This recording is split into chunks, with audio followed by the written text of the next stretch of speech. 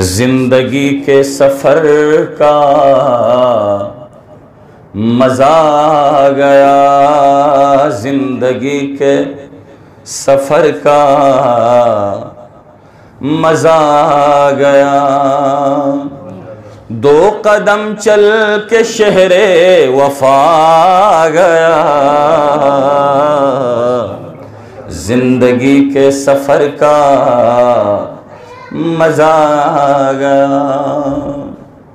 اب اس شعر پہ آپ نے غور کرنا ہے اور سوچنا ہے کہ واقعاً شاعر نے کیا خوب لکھا ہے۔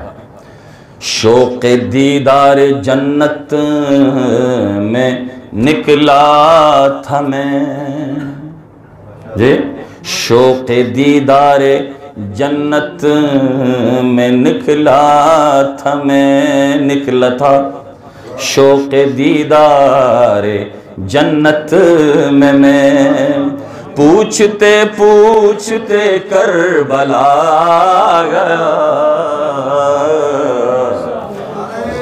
یار زندگی کے سفر کا مزہ آ گیا، شوق دیدار جنت میں نکلا تھا میں، نکلا تھا شوق دیدار جنت میں پوچھتے پوچھتے کربلا آ گیا،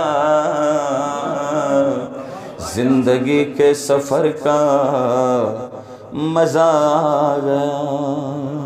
بآواز بلند صلوات اللہ۔